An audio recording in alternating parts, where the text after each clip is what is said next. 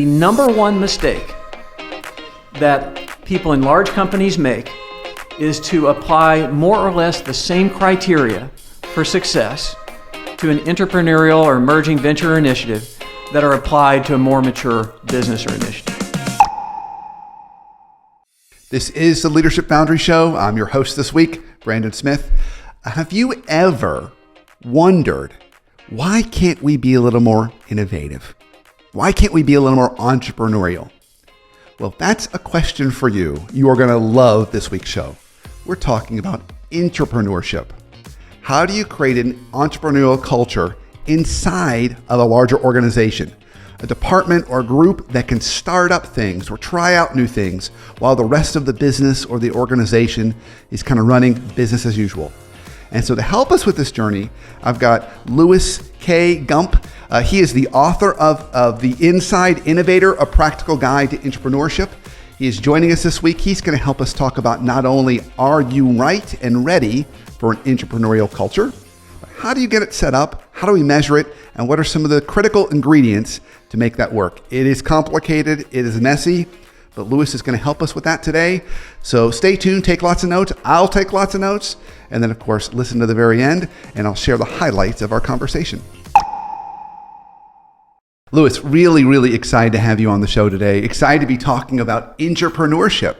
Of all the topics we've had on Leadership Boundary and my other podcast, The Workplace Therapist Show, I've never actually honed in on intrapreneurship. So I'm excited for what we can discover today. Thank you, Brandon. It's a real pleasure, and I'm excited to share that discussion with you. Yeah, it'll be fun. Oh, and congratulations on the book. Thank you. We're really excited. Yeah. So maybe a good starting place. We start with all of our guests on the show. We talk about their journey. So maybe a good starting place, Louis, for maybe listeners that aren't familiar with you or haven't met you before. What's been your personal and professional journey that ultimately got you to the seat you're in today? Wow, that could be a pretty long conversation, but I'll try to share a few things about the journey along the way. I grew up in East Tennessee, a place called Johnson City, wonderful town in the foothills of the Appalachian Mountains. That's close to Knoxville, isn't it? It is close to Knoxville, actually. Yes, about 100 miles away. And I made it to Atlanta, I guess, in the early 90s.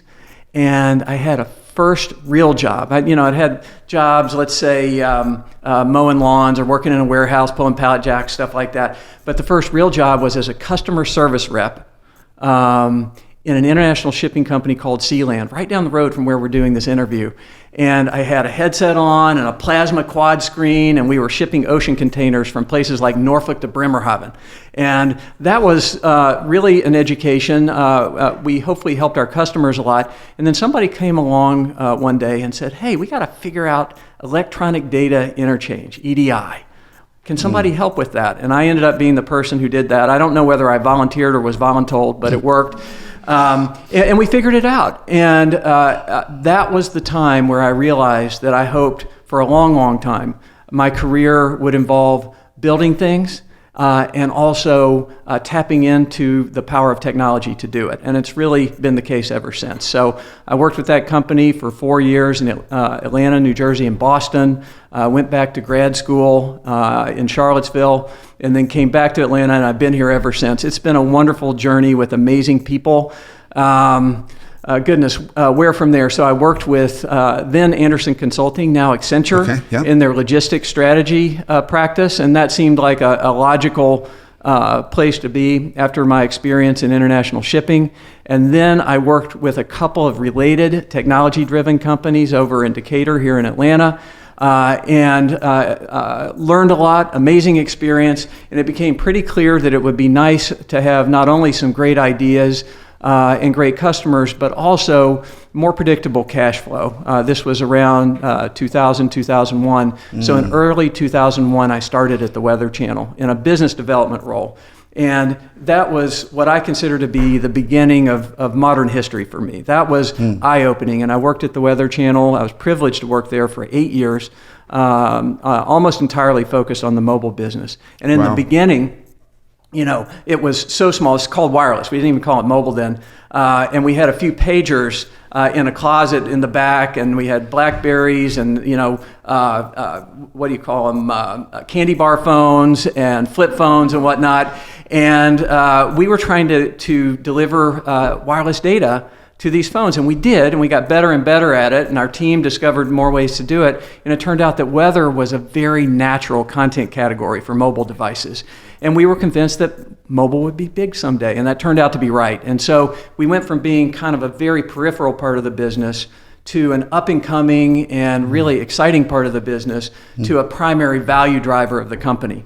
And then in 2009, I had the opportunity to go to CNN and lead their mobile business worldwide. Wow. That was fascinating. At the Weather Channel, we had just launched the Weather Channel's iPhone and Android apps, and those became some of the most downloaded apps in the world. And then I went to CNN. They were already in the process of building an iPhone app, and we launched their applications right as the iPhone was becoming just dramatically more prominent on the scene. And then we launched the Android app. We had a groundbreaking iPad app, but also behind the scenes, we're writing the strategy, building the team, figuring out how we can enhance the brand and whatnot. And we had a real sense of mission around, hey, CNN at the time had, and still in many ways does have, the most extensive news gathering capabilities in the world. And regardless of the news environment, which is a whole different conversation, from the standpoint of connecting people to the things that matter, it was a really incredible opportunity with an amazing organization and a brand. And so did that, and then I'd always had a dream of leading a small company, and I had a chance to do that with a company called LSN Mobile. We got a transaction with Raycom Media with that company, and I was doing some consulting and just helping, and somebody there said, hey, we just invested in a little company. It doesn't even have a name. Would you think about being CEO of that? And we had a conversation. I met with the ABC Disney board member and the Hearst board member and several others, and I was like, oh, that sounds great. The idea was local news nationwide. It turned out to be a company called News On, and within a year, we built it into one of the top 5 providers of news and information on Roku. It was a rocket ship. Really interesting, lots of lessons from there. And then I was there. The company was sold to one of our investors. I worked at Cox Media, which is the ad division of Cox Communications, an amazing company. And many stories there too, one of which in particular is told in the book. And then in August of 2022, I left Cox, and the idea was to take 4 months off. And I thought, I've been working really hard. This is time to take a break, spend time with family, give back more to the community. And about halfway through that time, it occurred to me, that book that I've been thinking about for about 5 years? Now's the time. And then there was another question, well, when's a better time? Right. And the answer was there isn't one. And so instead of going to find another talented team and company to work with and build, I decided to take about a year and just focus on this book with the idea of giving back. And one of the core insights was that, hey, building a growth business within a larger organization is a lot different than some other things you can do. Not better or worse necessarily, but a lot different. And I read a lot. I don't see a lot on this that I know how to find. So maybe I can help contribute a little bit to that. And so that's what I've been doing for the past year, and it's been a really amazing journey. Yeah, beautiful, Louis, beautiful. And so I can hear threads throughout your entire journey of innovation, entrepreneurship. I can hear kind of all that in there. So the book's really about, it says, it's the Inside Innovator, a practical guide to entrepreneurship. So we're going to be talking about entrepreneurship today. So before we dive into the meat of the book, I think I've got a good sense of this, but for listeners that maybe have a different view, define entrepreneurship for us. Sure. So entrepreneurship is the practice of building a growth business within a larger organization. And we define this on my website as well as entrepreneurship is creating value through innovation and growth within a larger organization. And one of the reasons I like that second definition especially is because it doesn't confine this practice to for-profit organizations. Because what I found as I started learning more is a lot of this happens in nonprofits. A lot of it happens in education. And so many different types of people can make this happen in their own organization. Yeah, that's beautiful. I love that. So does every organization need to be thinking about entrepreneurship?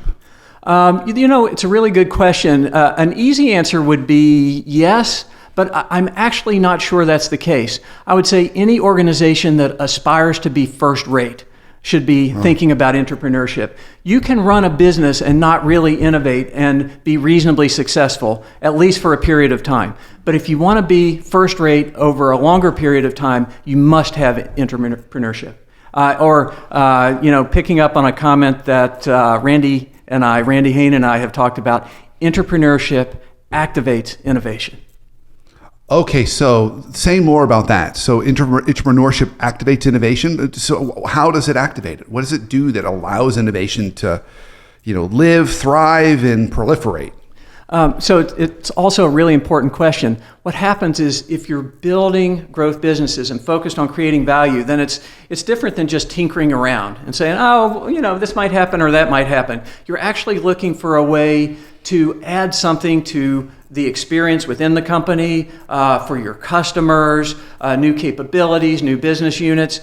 And so if you look at just about any successful company over a period of time, you will see new initiatives, you will see new lines of business. And what happens is some become more mature over time. There's a natural life cycle of businesses. In fact, Deborah Wilson, early in the first chapter of my book, comments on this with respect to the Weather Channel, and she observes that for more mature business, entrepreneurship is critical to finding the new opportunities so that you can keep adding value. And what I would add there are a bunch of reasons it's important, but another one is because as you're adding value, you're reinforcing the brand. So even if you have a really strong company with a strong brand like the Weather Channel, you can find new ways to be relevant and for your customers to love what you do. Okay. All right. Beautiful. All right, Lewis. Now I'm really, really super excited. Okay. So let's say a listener's listening to this right now and she or he's thinking, I want that. I want that. Maybe they lead a church. Maybe they lead a school. Maybe they lead a business. They say, we need to have that inside of what we do. What's the starting place? What are the core necessary ingredients to be able to start up an entrepreneurship, either division in a business or culture that embraces it? That's a question with a number of aspects to the answer. But I want to start with your point about culture. It's very difficult to have a successful entrepreneurial venture without a company that has a culture that welcomes and embraces it. It's not impossible, but it's very difficult. And so where it starts is with the leadership of the company saying, hey, this is important. And then not only saying it, but also making it possible in practical ways. The way I think about this now a little bit is you can have, let's say, every organization out there of a certain type. I'm holding my hands wide, and then I'm bringing my hands in a little bit and saying, of those, some number say they want to innovate. But then my hands are coming in a lot to the ones that both say they want to innovate, but also put in place the structures to do it. And that includes, for example, the senior leaders of the company identifying the opportunities, or listening to people within the company who are not necessarily senior leaders, and then giving them a pathway to realize their own vision.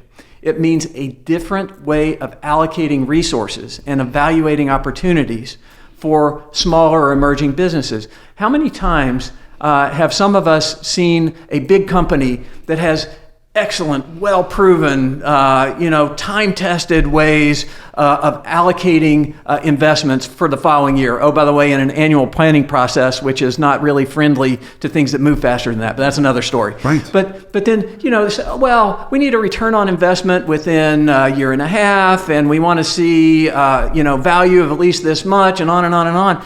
That's a perfect way to squash an entrepreneurial venture.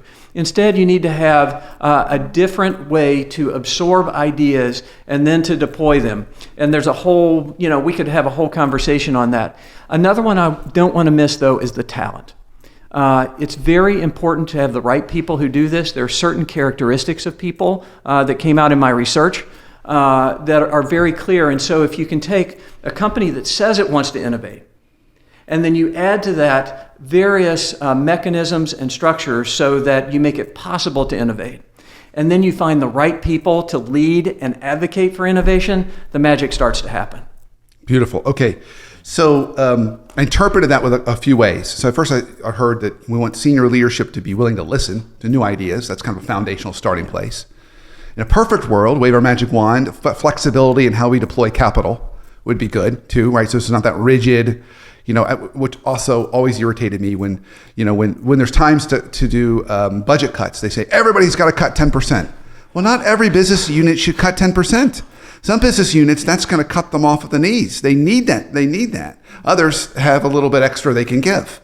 So flexibility, deploying capital, and then getting the right people. And so when we think about right people, is it kind of openness to change? Is it ability to fail fast? Is it kind of willing to pivot? I mean, what are some of those characteristics that you'd want to see?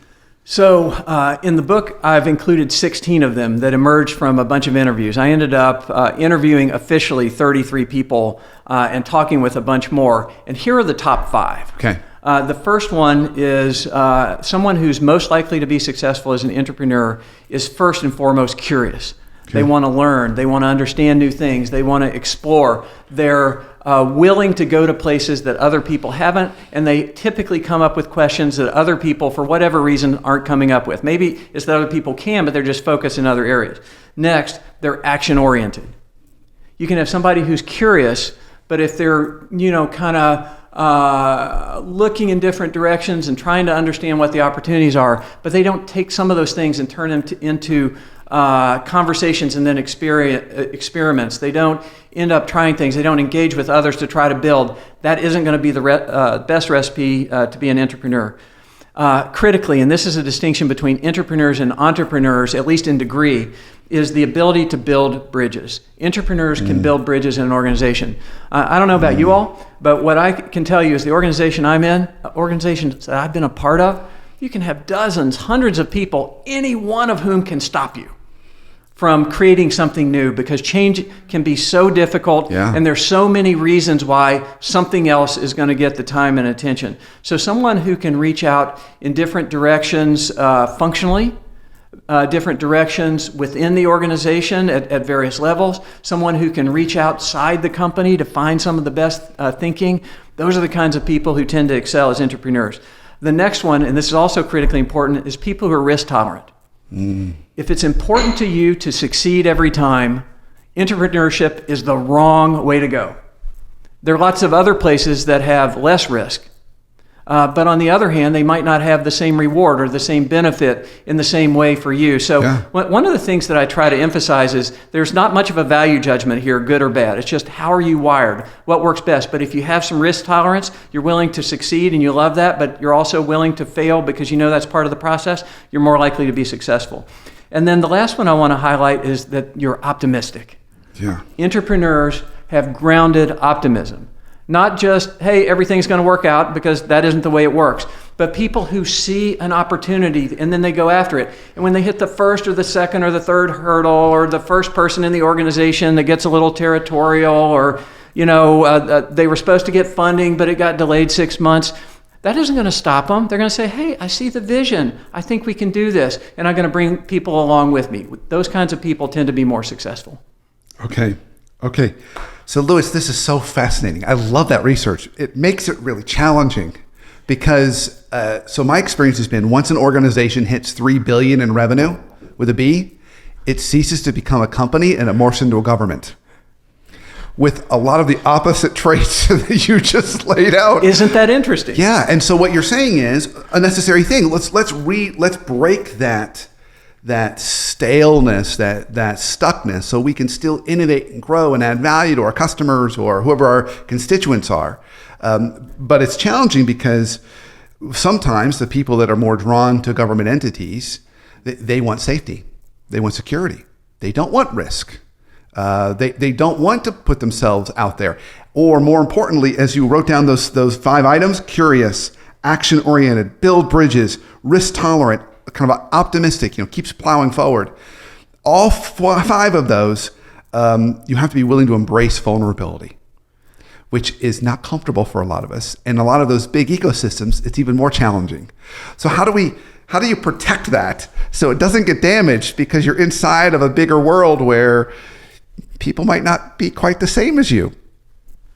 Oh my gosh. You have a week? Let's talk. On vulnerability, but also being able to kind of find your place and accept that inside an organization that sometimes feels like a government. That's exactly right. These organizations sometimes feel galactic. They feel impersonal. They feel like they're made for somebody else or something else.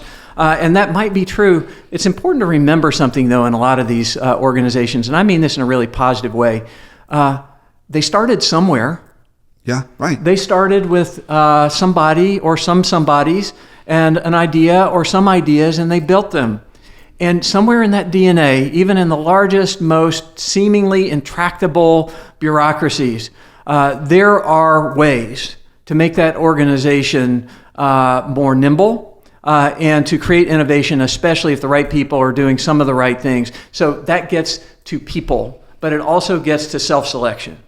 With people, one of the ways that you can find a path is to find a person or a group of people or an organization within the group that has a mission oriented around innovation or a commitment to it or both.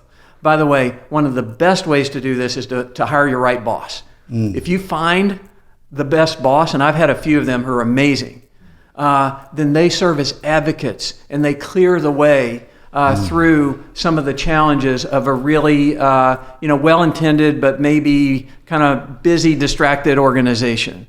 As it relates to vulnerability, you're right. It's not comfortable being an entrepreneur. And in fact, that's one of the things that I really want to emphasize. We talk about it some in the book. The people I interviewed talk about it. You're going to have some tough times. You're going to have some bad days. And look, every job has risk. Every job has ups and downs. But this one has a wider range sometimes. And people are going to sometimes resist the change. And frankly, sometimes you're going to screw up. I sure have.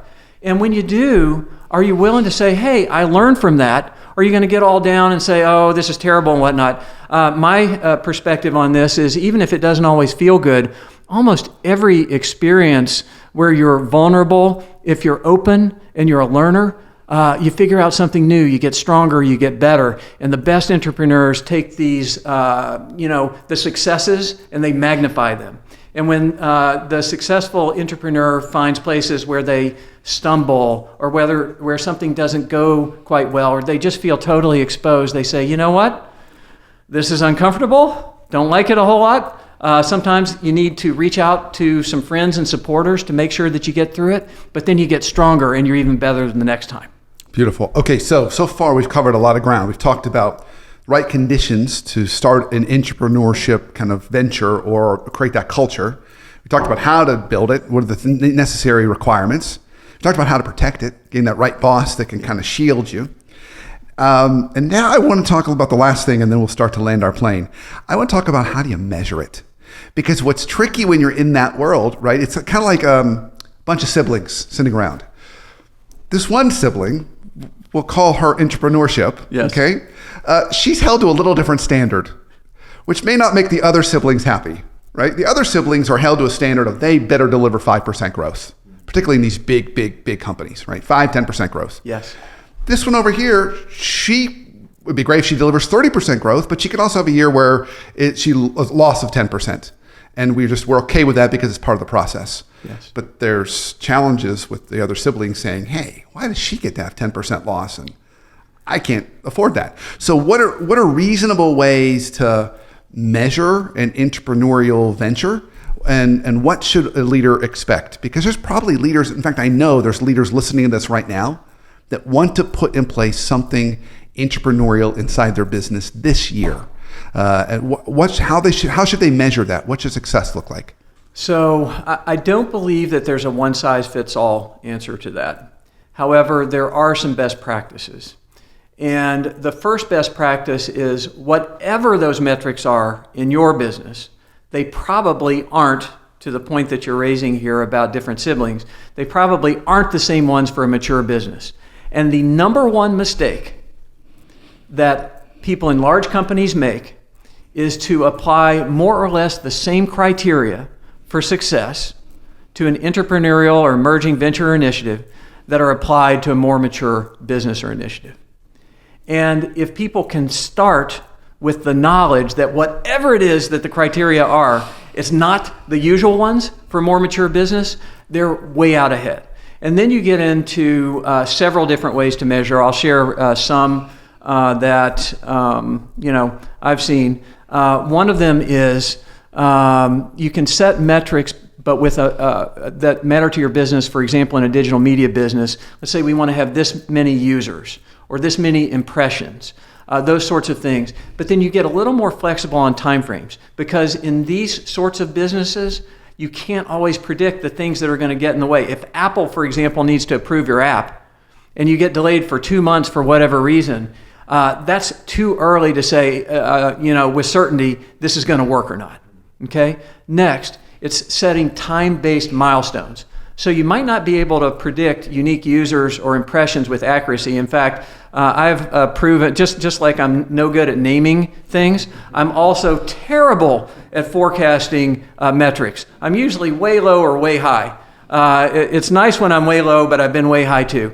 And, but even if you do that, you can say, I want to have this product launched at a certain time, or I want to have 3 trials at this date, or I want to secure the input from 10 critical stakeholders within 2 weeks. So I'm not talking about necessarily a long period of time, but whatever it is that helps you gauge that success. And I want to emphasize here, some of it is outward facing, but a lot of it for an entrepreneur is inward facing and having buy-in. So if you have support, for example, from the business unit head, again, I'll use a media business. Let's say if you're working on a mobile team, and the desktop web group has a lot of expertise and they're affected by what you do, then you want to make sure that you have their buy-in and their insight and you fold it in. You can measure things like that are a little less tangible but actually more valuable, and at the end of the day have both success